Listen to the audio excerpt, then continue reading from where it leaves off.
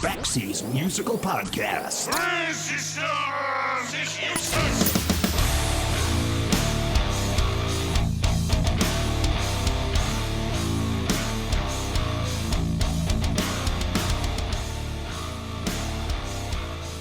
In the early to mid 1980s, you could not hold a beer-guzzling keg party on a college campus in America unless you had the following items: beer, cups, furniture made from empty bud cases and 2x4s, and a copy of the Violent Femmes' debut album. Any party that did not have these things was trash and not worth going to.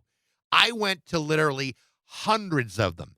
But if you couldn't produce Blister in the Sun or Gone Daddy Gone within the first 45 minutes, then it would have been time to grab your coat and get the hell out of there.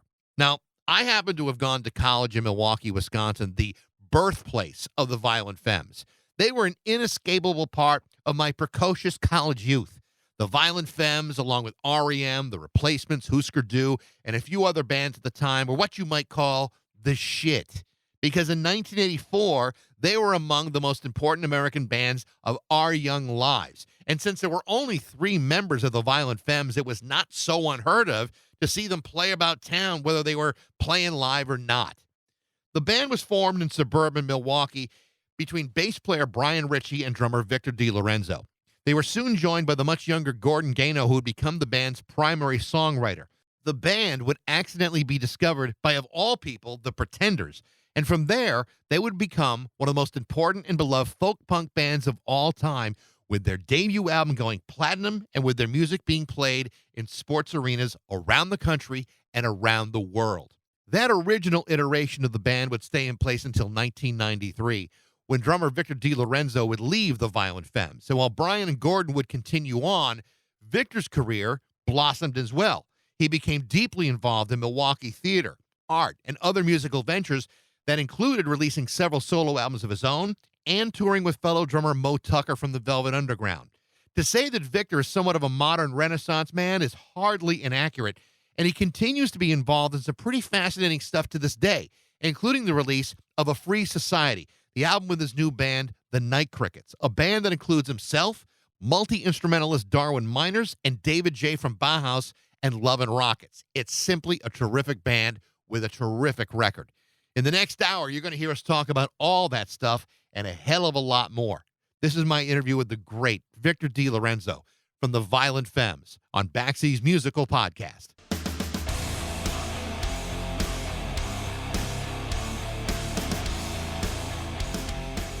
How you doing? I'm good, Michael. How about you? I am great. I am so excited to talk to you because wonderful. Well, and there's a reason for it. Okay. I'm not just a fan. I lived in Milwaukee for 11 wonderful years.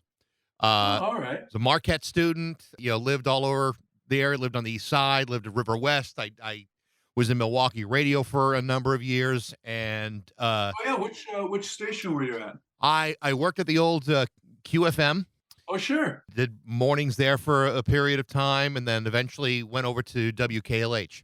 Oh, all right, sure. So this would have been like 1986 to 90. When did I get fired? It's hard to remember. I think it was those are always great times to remember. Well, yeah, and good times to forget in a lot of ways too. But I've always loved the city and followed the music scene of that town for many years.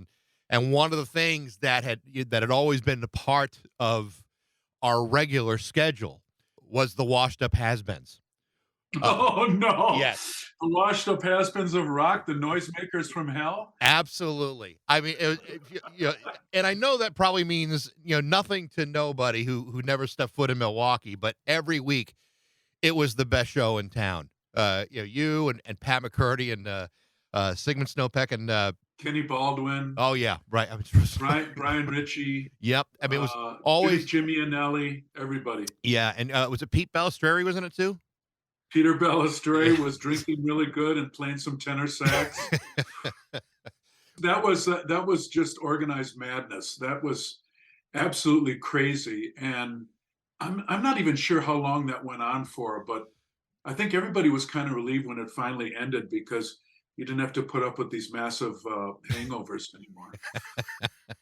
Well, it was always such a great show because it was part comedy and part audience participation, and certainly this cultish, rabid following that would show up every Sunday night at, I think it was Harpo's was when I would go. And Right over on Brady Street. on Yeah. Brady Street. I probably went 20 times, maybe more. And it was Oh my always, God. oh yeah, it was always so much fun. And it was a Sunday night. We'd get loaded, and it was always, it was always Yeah, a those great were time. fun times. That was a fun group of people to be around. And very talented people too, which was, Oh yeah. Snowpeck is probably like one of those underappreciated, forgotten geniuses, and Pat McCurdy is a guy that still plays out there, and just a Yeah, wonderful I talent. put Sigmund into that same league of a Wisconsin eccentric, a la almost like a Les Paul Yeah, in a way, that they're really groundbreaking individuals in many different ways. And Sigmund certainly has quite a career behind him, and continues to this day. And it's funny because I have a very intimate relationship with Sigmund in that he and I share the same birthday. oh really? So right, so every year, October 25th, we put a call into one another, and sometimes we get together and have a little cocktail or what have you. Oh, that's good. That's good to know. And you certainly work together on the Violent Femme stuff. But I'm glad that you guys have still stayed connected. But Oh yeah, he's a great guy to know.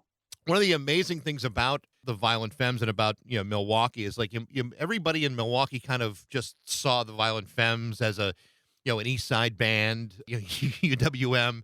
It was a band that was played at every Marquette keg party. In fact, if you didn't play the Violent Femmes at your keg party, your party sucked. It was just as simple as that. But I always thought that there was this kind of sense that this was a local band, and it was very hard for people in town to grasp this concept that the Violent Femmes were not just a Milwaukee band. It went for a while. It's like an international phenomenon. It kind of exploded for a while, especially after the first and second album. This was a band that was very much in demand because of its uniqueness and approachability. I agree. We always prided ourselves on our uniqueness. In fact, we tried to nurture that. Of course, we had all kinds of varied musical influences between Gordon, Bryan, and myself. But I'd have to say that when we played together as Violent Femmes, it created a new kind of music for us, which distilled down all the great things we liked about blues music, folk musics from around the world, hardcore rock and roll, and then the stranger stuff on the periphery of music. But yeah, the Femmes did aspire to and did finally become an international phenomenon. We still are, and here we're looking at this year celebrating the 40th anniversary of our first album, which still continues to sell all over the world. So the way I look at it is, in some cockamamie way, we're still current. I don't think we ever really reached the heights that we were destined for, but we're always current, I think, in the scene. People always recognize the name Violent Femmes. I mean, my God, how are you going to forget it? But at the same time, we've established a legacy that is unto ourselves. It doesn't really share with anybody else in our chosen genre, which I guess would be alternative music. And I'm very proud of that we have a unique style. Well, and it's like I said, there's an approachability about it, as unique as it was. I mean, the opening couple of notes from Blister in the Sun is played at every football game, every baseball game around America. It's like one of those indelible songs it's just a cultural phenomenon that was written by an 18-year-old kid at the time. It's really remarkable. It's interesting too, when they use that at either sports games or what have you. The bass is playing the riff, of course, but what's really unique is that I'm the hook playing the drums. So that's the thing that people respond to, because you can't really clap out the riff, but you can clap those staggered little flams that I play on the snare drum. It's almost too bad they weren't giving you a check for every time that's played publicly, because you'd be sitting on a. It's not too bad. In fact, I should start demanding it. You should. talk to. Oh, well, I mean, Bud Selig lived in town for an awful long period of time. That's true. He's still here. So, but it's just it's remarkable to me because that I have you, because I have met you a couple of times, and I honestly, that's like 40, 35 years ago, and I don't know if it was because of like Summerfest or I saw you at clubs or whatever, but I was always really kind of impressed with the way people would react to you guys, because you were like these hometown heroes. That's Brian Ritchie. That's Victor DeLorenzo. There's Gordon. People would respond to you guys in a way that was very referential. Like they clearly respected what you did. And I don't think people around the country either grasped that Milwaukee had a pretty vibrant music scene at the same time that you guys were starting to have this ascent internationally. There was a lot going on in Milwaukee at that time. Yeah, that's for certain. It's funny, we've kind of described ourselves in that period as being dorkadelic, in that we were these strange psychedelic farmers from the Midwest. At least that's how people thought about us outside of the Midwest.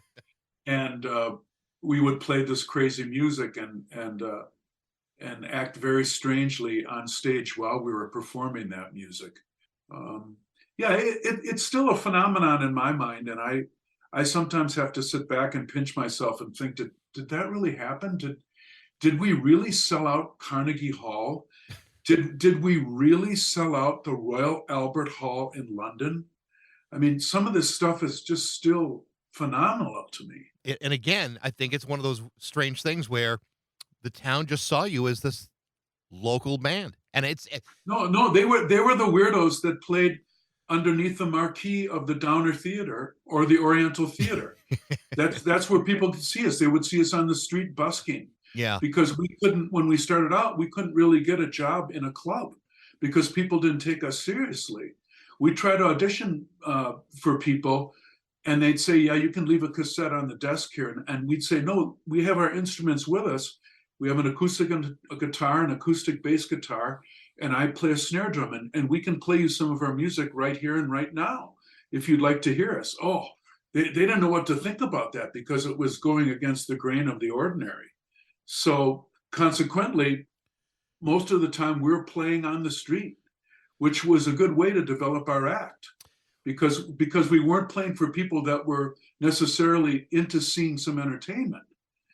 And if you could stop them and have them be interested in you for a while, for a few songs or what have you, and even go so far as maybe give us a few dollars in the hat, I mean, that was a great experience and a great learning activity for a young trio of musicians. I love the story. I'm sure you've told the story a million times of playing outside the Oriental Theater, which is for people who have never seen it. It's maybe the weirdest club in the entire Midwest.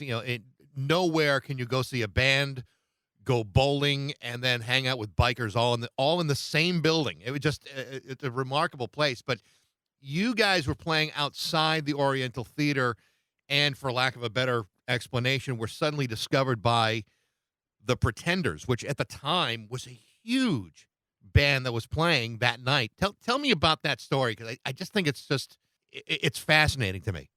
Well, we were doing our usual rounds. We would start playing underneath the marquee of the Downer Theater, which was a few blocks away from the Oriental Theater. We'd stay there for a while. And then on this particular day, we walked over to a place called Century Hall, which was another venue that had music. And until it burned down. Right. Until it burned down. Yep. And not because they had the best French fries in town, but they did. They did. Anyway, the story I'd related to before, Michael, about going in and wanting to audition for someone happened that day at the where was it? Was it right inside Century Hall? Yeah, it was right inside Century Hall. A fellow had an office in there, and that's where that happened. And the guy turned us down, didn't want to hear us. Mm-hmm. So we said, okay, maybe we'll come back in the future. We'll make a cassette we can drop off for you.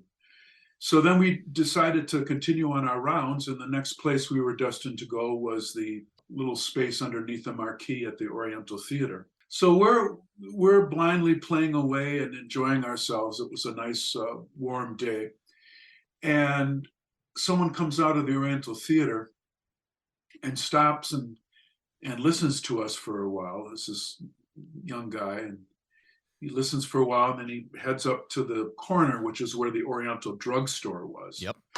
So he went in there. There was a lunch counter in there, and it was a regular pharmacy. So he went in there, and we continued playing. Then the guy came back, and he's leaning on a car for a while, and he's listening. And then he waits till there's a break in between songs, and he goes, I like the way you guys play. You remind me of a band that's starting to happen now called the Stray Cats. You guys ever heard of them? And at that time we hadn't. We said, no, we don't know who you're talking about.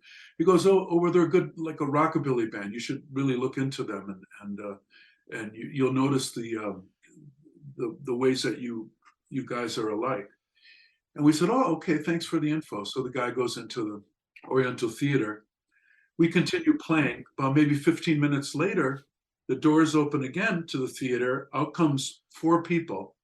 They come out, and they're leaning on the car, and they're listening. And we started to play this song called Girl Trouble. And it has this great refrain of, I've got girl trouble up the ass. and the woman that was part of the 4 that were listening to us, she just started laughing like crazy. She couldn't believe that we were singing this song. So afterwards, she comes up to and she goes, hey, you guys are fantastic. My name is Chris. Do you want a gig tonight? We said, a gig tonight? What do you mean? She goes, well, we're playing here tonight. We said, you're playing here tonight? And she goes, yeah, we're the Pretenders. And I don't know, unless it was Sonny Rollins, John Coltrane, or the Art Ensemble, or Albert Ayler, I didn't know who she was talking about because I was so into jazz. So I went, oh, the Pretenders. Oh, okay. You want us to play in the theater tonight on the stage? And she goes, yeah, can you open the show for us? Maybe come out and play 3 songs. So we said, yeah, we're not doing anything. Sure, we'd love to do that. So we still didn't believe that it was true, but we came back in a few hours, and I think we did a little bit of a sound check, and then we went backstage, and Chrissy Hine turned out. She said, listen, we can't pay you anything, but you can certainly watch the show, and you can eat anything that's backstage here, in the little setup here in the dressing room. And we said, okay, thanks. So time came where they had an opening act called the Bureau, I think, and they were a horn act from London. So they finished, then the lights go down, and everybody thinks the Pretenders are going to come out. And then these 3 idiots come walking out, and we start playing, and most of the people are going, no, not those guys from the street. No. And then some people were really excited that we were playing. And it's funny, after the fact now, whenever I talk to anybody who says, first of all, that they were even at the show, they said, oh, you guys were fantastic. And I'm thinking, yeah, you were probably one of the people that were booing us. But anyway, okay, so we went to the stage, played the show. Afterwards, we were just 3 dorks again, and next day just on the street again. So I mean, it's a good kind of a Schwab's drugstore story right. About getting that close to fame. But what really happened for us was later on, I think in the next couple of months, is when we made our first trips to New York City. And that's when we started getting a reputation there. So at what point do you have enough stuff where you say, okay, we want to make a record, and you record this new record, and then all of a sudden it's on every college campus in America? What was there's it? A little bit more more development involved. I'm sure there is, but than just that. Yeah. I'm sure it's an oversimplification, but I'm willing to sit and listen to it. Very much so. I'll tell you what happened, Michael, was we had wanted to make a record, of course, as any young band wants to.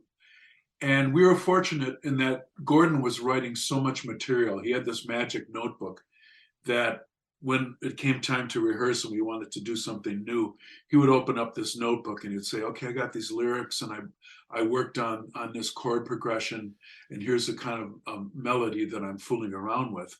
And then Brian and I would put it through our brains, and we would add arrangement ideas, maybe suggest different changes to the structure itself, maybe a word here and there, what have you.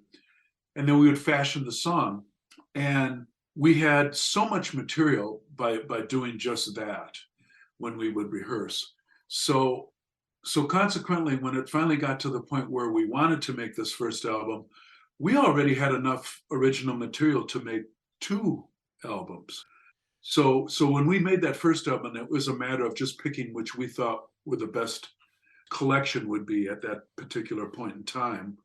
And the next record that we made after the first one, which was called Hallowed Ground, featured a lot of the material that we had already written that was there at the time of the first album. So anyway, we decided we're going to make this record, and we tried to figure out how to get money together to make the record. We weren't being very successful. So finally I said, listen, guys, I'm going to ask my dad, but this is really important that we follow through on this. Not only make a good record, but that we promote it, and we're going to have to pay my dad back. So under the good guises of my father, a wonderful gentleman, he lent us $10,000. And that's how we got into, it was called Castle Recording Studios at that time in Lake Geneva, on the grounds of the old Playboy Club.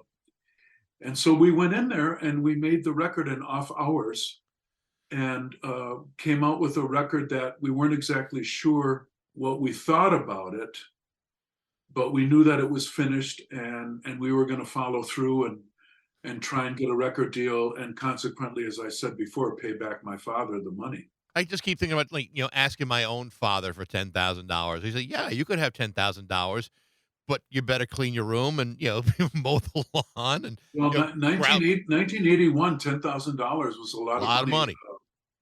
Especially for a young, unproven boy band that you're going to go in and make this record of music that didn't really sound like what you were hearing on the radio at that time. No, definitely so not. We were all gambling. The band, my father, Mark Van Hecke, who was a friend of mine that I'd met through theater connections. He was helping produce the record with us, and then became our manager for a while. And then he eventually helped us get this deal together. We had talked originally with Alan Betrock, who's a fellow from New York City, who had a magazine called New York Rocker. And he liked the Femmes, and as a matter of fact, he came to Milwaukee to see us, and he was going to be the investor for our first album. But unfortunately, what happened after we had booked the time at this studio in Lake Geneva, he got sick, so he pulled out of the project. So we had committed, so we had to come up with the money, and that's how I came up with the idea of asking my father for the money. But after the record was finished, we started shopping it, and I've got so many rejection letters in my office back here. But finally, we had a woman who was interested at Slash Records out in Los Angeles. And so she played it for Bob Biggs, the president. And it took a little while to convince him, but then finally they decided to sign us and put the record out. And the record just took off when it was released. It really spread like fire, especially among disc jockeys in college radio. That's what really started to take off. But then it started to even get some mainstream play, which was really fascinating to us. What I always thought was interesting. So I'm, a student at Marquette, and I had friends and was originally from Massachusetts. So I had, friends who were going to school in Florida and in New York and, other areas of the country. And they would all call me and say, what do you know about this band from Milwaukee? And I'm like, well, what do you know about this band from Milwaukee? You're absolutely right. I mean, this thing, spread pretty fast across college radio. It seemed like a very brief period of time. Not a lot of bands had that kind of trajectory that you guys had with that first record. Well, also, I think what really happened and really showed the work ethic that we had is that we went out and played everywhere, anywhere that we could. in America at first, of course, until we started to travel internationally. But hey, you want a gig over here in where the hell is it, Mississippi? Okay, we're there. So we really did the time, and I think that, well, I don't think, I know that's what helped to make us popular. And also the stage show that we were putting on, just from three guys making this racket, it was unheard of in those times. Because if you would see us setting up, you would think, how is this going to sound? What is, that guy has like a metal bushel basket up there he's going to play, and what's that big guitar, that huge guitar? And it just didn't look like it was going to make any sense when you looked at the stage setting. But then you'd hear us, and especially the sound people would go, wow, we can't believe that you guys make that much sound with hardly any instrumentation. So that really served us well too. We got a really good rep as being a band that put on a great live show. One of the things that I didn't realize is, how much younger Gordon Gano was than you and Brian. I mean, I think it was Right. like, what, 9 years, 10 years? It was a significant age difference. When you meet him for the very first time and he's introducing you to these songs, I mean, you and Brian have been playing for at least a little while before bringing him on. Did you immediately connect with the songs that he was presenting, or was it more of like a slower development than that? Well, when I was first told about Gordon, Brian described him to me as a pint-sized Lou Reed imitator. And I said, oh, okay, that kind of sounds all right, I guess. So we go and see Gordon, and Gordon was playing with his brother at that time, just a couple of acoustic guitars and singing Gordon's material, and they were doing some covers. But I was fascinated by his original material because it did remind me of Lou Reed and Velvet Underground in some ways. And I was a big Velvet Underground fan from way back, even before I was a musician. So consequently, I was excited about the idea of getting together and playing some music with him. Now, first, Brian and I had got together and started working as a rhythm section. And we called the rhythm section Violent Femmes. And that was before Gordon was ever involved. Before that, Brian and I had played in a band, just more of a normal 4-piece rock band called the Rhomboids. And after we left that band is when we put together the rhythm section called Violent Femmes. And when we started playing out as Violent Femmes, we were just backing up anybody that was interested in having us back them up. And then I found out about Gordon through Brian. We went to see Gordon, and then we started rehearsing, and it just fell into place magically. The songs were good. Our arrangement ideas were good. We had a very unique, memorable sound together. And it just seemed like we were happy being together at that time. There wasn't any family animosities that grow over a period of time that go on to destroy certain things, especially in our case. But at the beginning there, it was all for one and one for all. We were the Three Musketeers. I can understand the Velvet Underground connection, but I always thought there was more.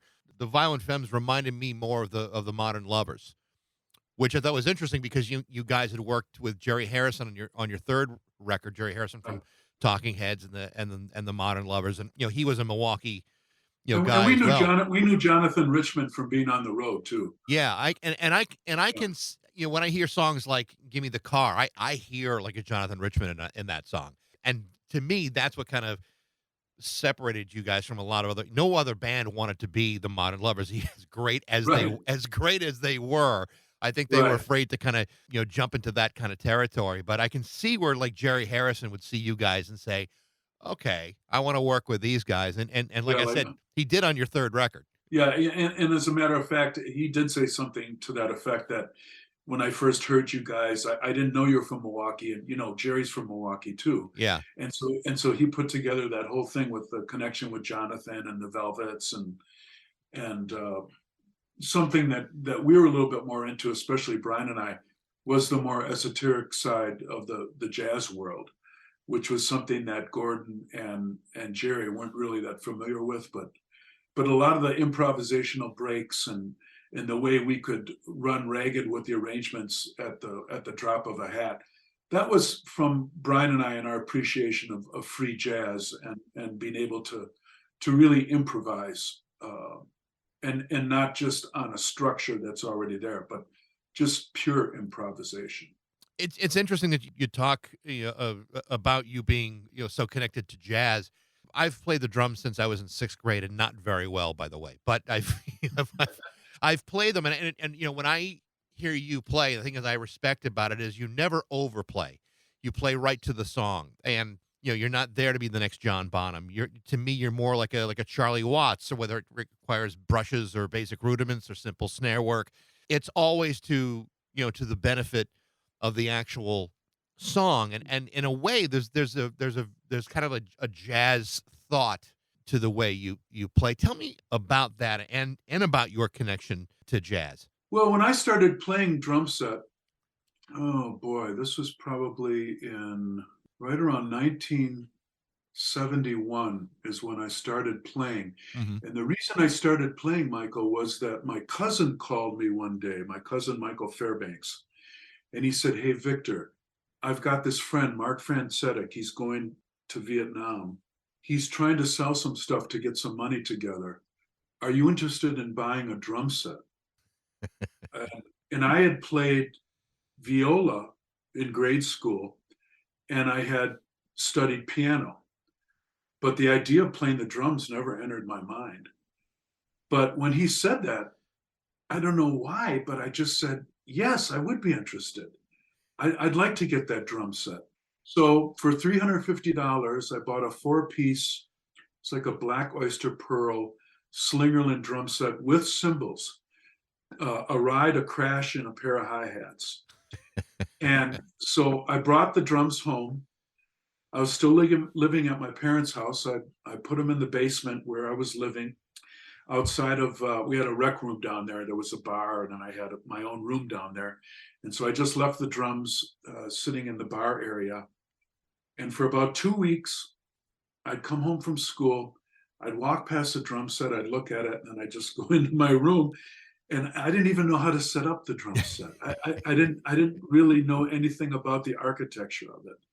So finally, I had a friend of mine come over that was a drummer. He helped me set it up. And then that started my love affair with the drums. And I first just kind of banged around on my own. Then I set up a stereo and had the headphones and started playing along to music. Then I figured I'm going to get serious. So I started to study with this fellow by the name of Joe Police. And this is in Racine, Wisconsin, where I grew up. And Joe was a very fine big band drummer, circa 40s and 50s in Chicago. He was a contemporary of Buddy Rich and Louis Bellson and Joe Morello and Mel Lewis and all those guys. And he's the one that taught me the appreciation of the brushes and how to play the brushes, and also got my reading together so I can read drum rhythmic notation and stuff.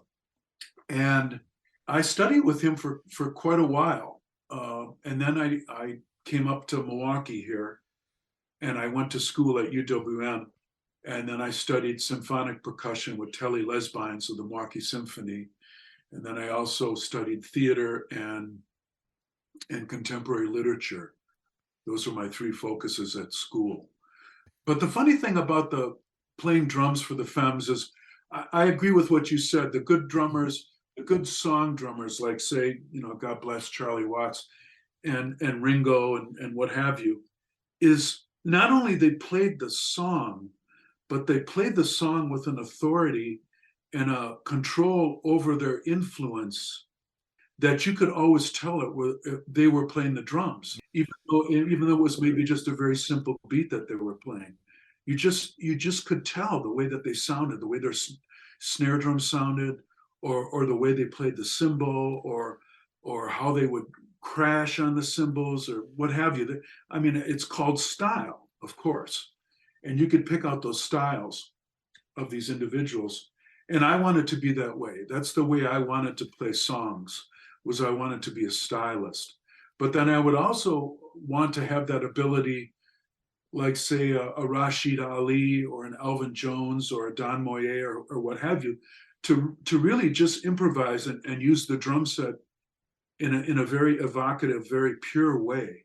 So you're not just playing time for someone, you're playing the drums in a melodic fashion. That's what always got me about playing with the Femmes, because okay, if I'm just playing a snare drum, how do I get across the idea of I'm playing a full drum set on one drum?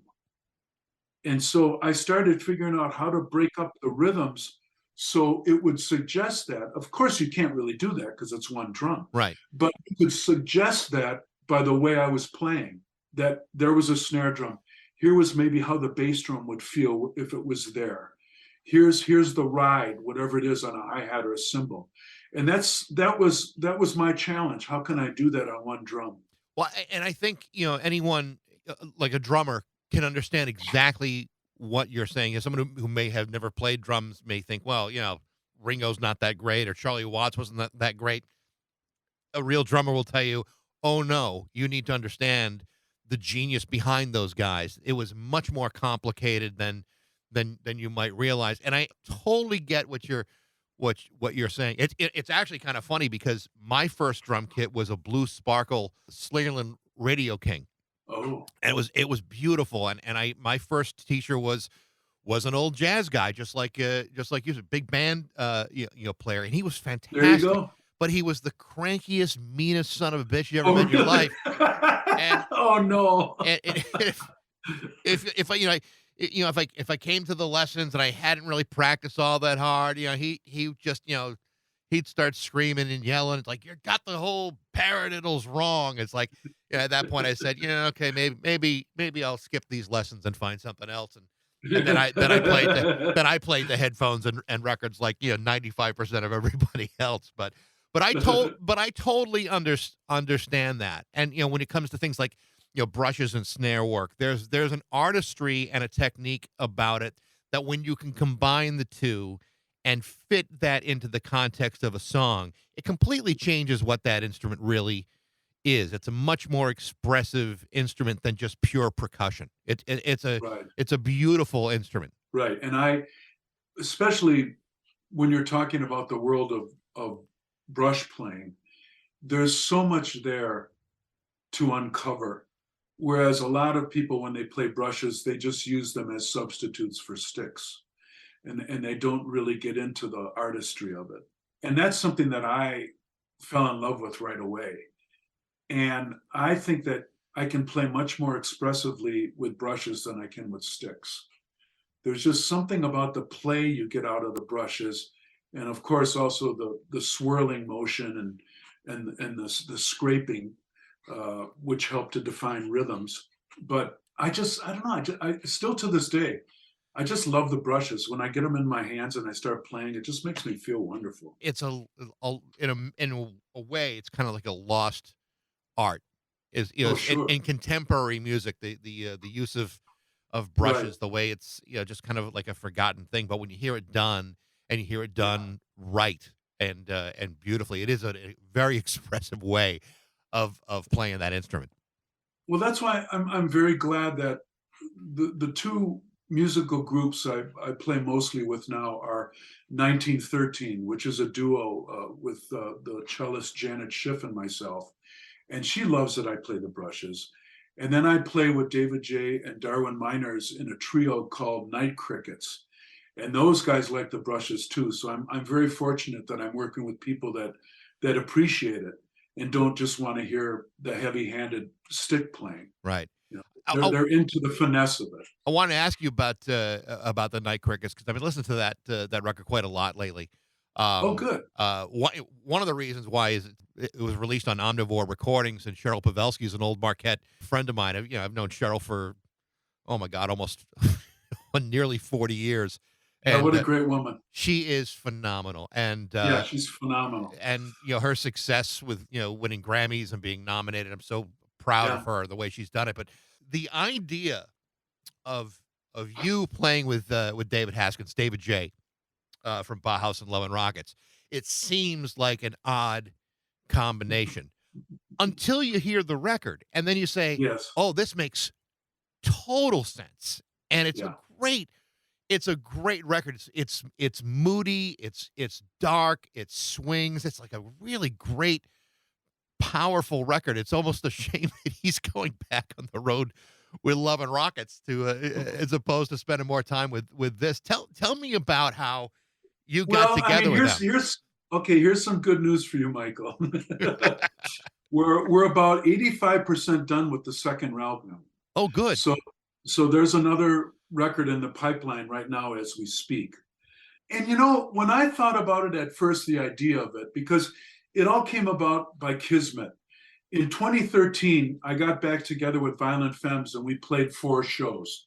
2 of the shows were at the Coachella Festival in in California there. And at one of the shows, backstage, I met this fellow named Darwin Miners.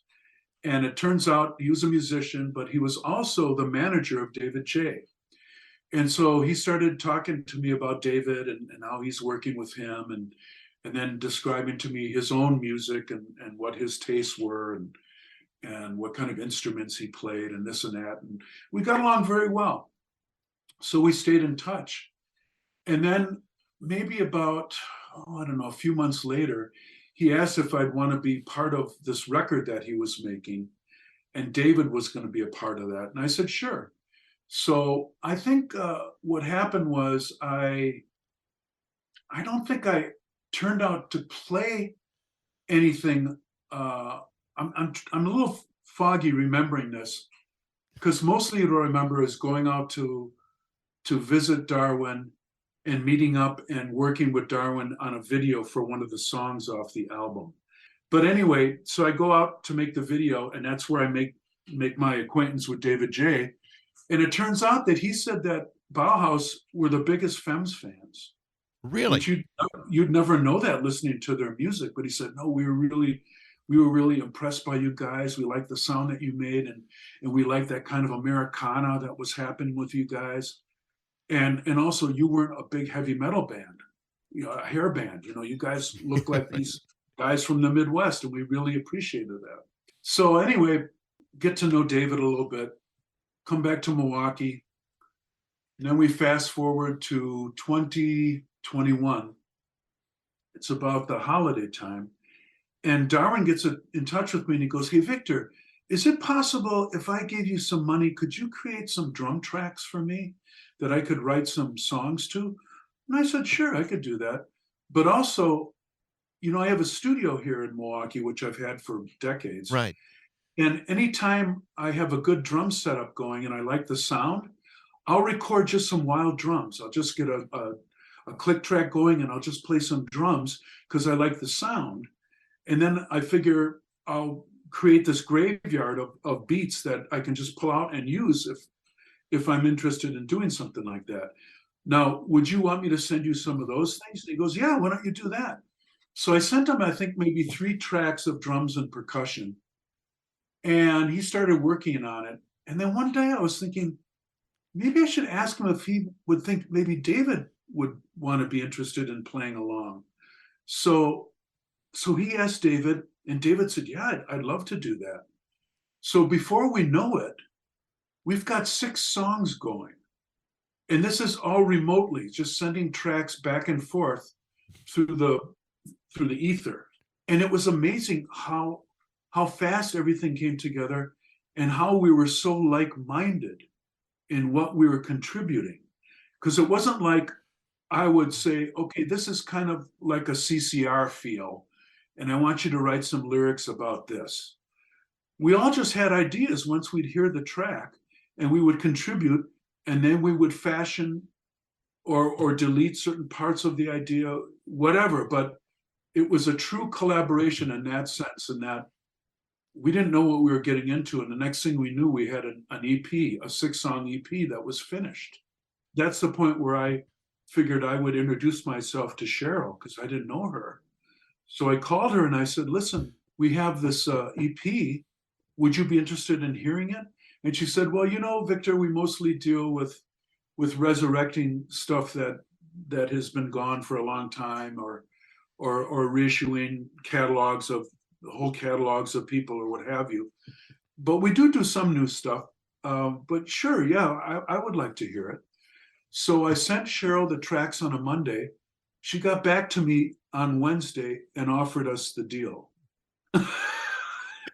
So that's the fastest I've ever, worked with a record company in my life. Well, I emailed her and said, "Hey, listen, I'm talking to Victor DeLorenzo," and she says, "Well, first of all, tell him I said hi," and then we were kind of chatting about how much she really believed in the record, the Free Society, and how much she loved it and really expected real good things out of it, and I she's very supportive of musicians and I mean, she's right. Most of the stuff that she releases is historical stuff, but not exclusively. And when she does hit on a new artist, producing newer music, it's really interesting what she chooses to distribute. It's a fascinating record label on a lot of different ways, and I can totally see why Cheryl would have picked up on this and said, "Yeah, we want to get involved in this pretty heavy." Yeah, it was so funny too, Michael, in that she loved the EP, was all ready to work with it, but no one told us to stop writing. So we kept writing and recording. And the next phone call I'm making to her is, Cheryl, the EP is kind of turned into a 13-song album now. Is that okay? And she goes, well, send it along and I'll play it for the staff and we'll see what we think. And of course, they really liked the additions to the EP, and so it transformed into a full-length record that we put out. And yeah, I was very impressed at how they not only set up the business with us, but also allowed us to do vinyl.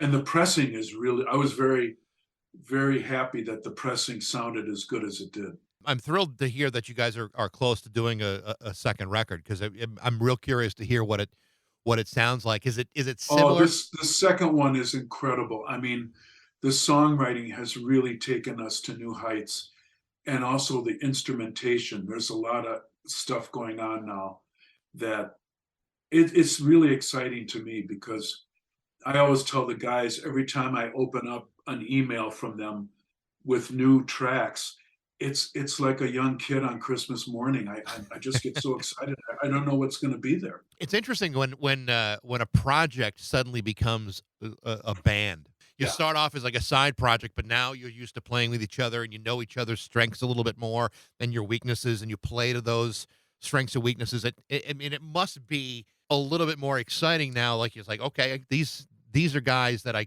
really understand, as opposed to I'm just getting to know them.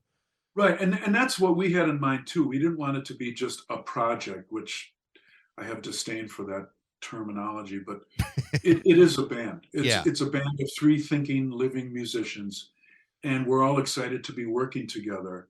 And sometimes, especially being thrown into a situation like this that just came about through kismet. I mean, we didn't plan this. You could maybe run into, some ruffling of feathers here and there, but we haven't had any disagreements or any big arguments about anything. We've been able to be very mature in the way that we handle the music, and also how we handle one another. And that's very refreshing for me, especially coming out of another trio that I used to be part of.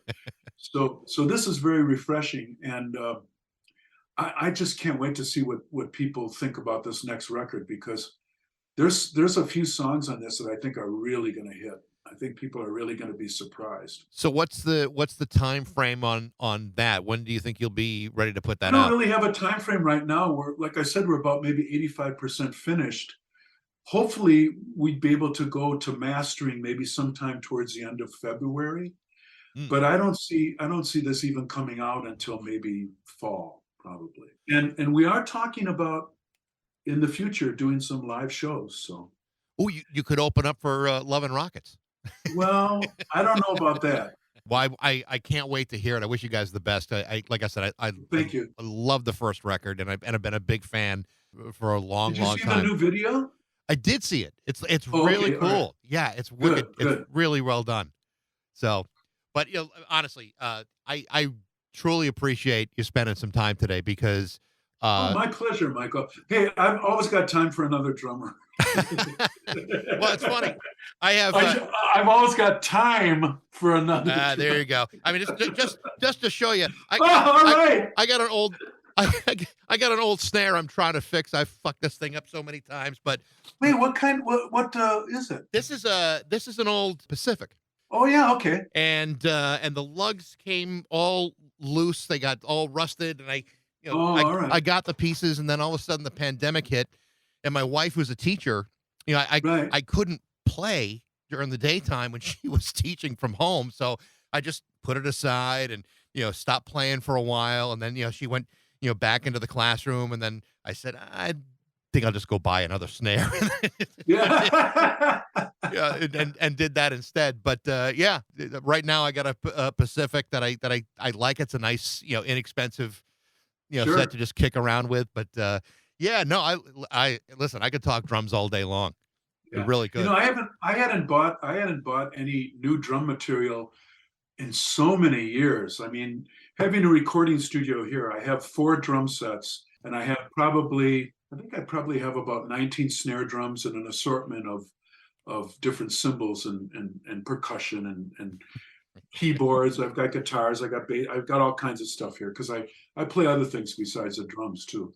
But the drum set that I got in 2013 when I was going to go play these shows with the Femmes was a brand new Ludwig with a black Galaxy finish. Oh wow.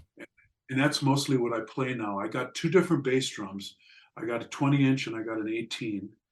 And then I got acrylite, or it's called the Blackrolite snare. So it's an aluminum drum, but it's black and it has the black Galaxy finish on it. Very nice. So it's a little different than a regular acrylite.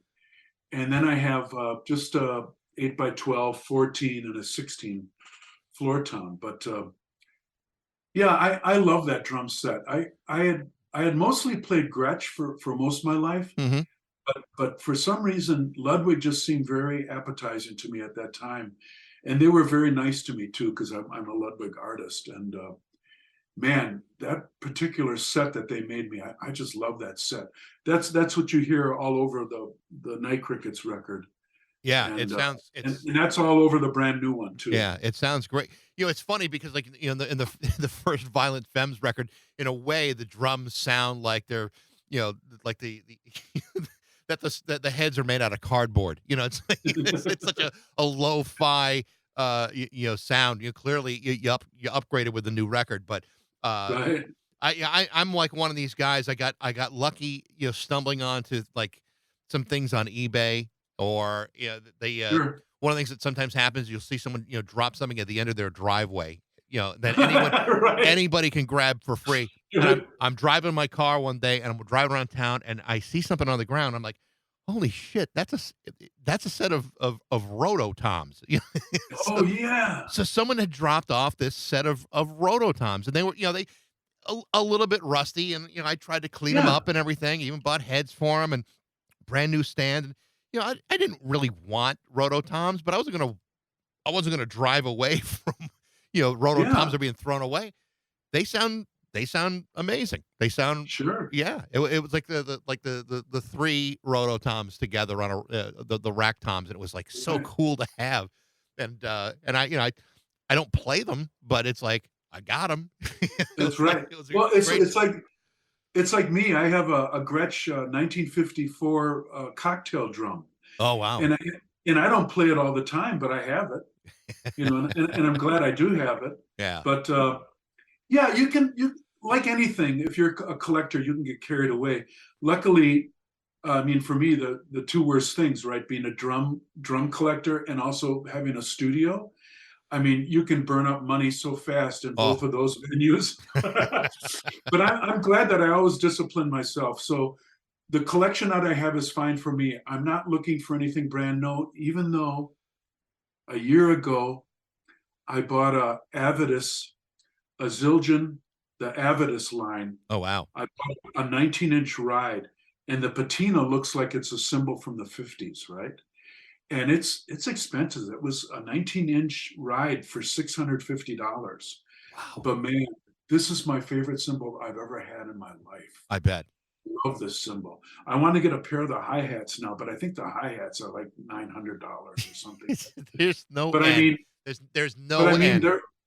yeah. Yeah, it's an expensive hobby. That's why buying cheap Pacific parts is like, all right, that's that I can afford that and Right. and explain to my wife, oh no, I absolutely need to have this. Right. Hey Vic, I've taken up enough of your time. I appreciate right. it so much. It's a real pleasure to see you again. And Okay, Mike. and when the next album comes out, I'd love to talk to you one more time. Yeah, let's definitely do that, and keep up the drumming skills. Keep at it. I will. Thank you, Victor. Have yourself a great afternoon. Okay, you too, Michael. Take care. You can check out the Night Crickets album, A Free Society, on Omnivore Recordings, with more on the way. Thanks for listening. I hope you enjoyed it. If you did, like it, share it, tell all your friends about it. You can reach me at Bax@rock102.com. I'd love to hear what you think, and I hope you join me next time on Baxie's Musical Podcast.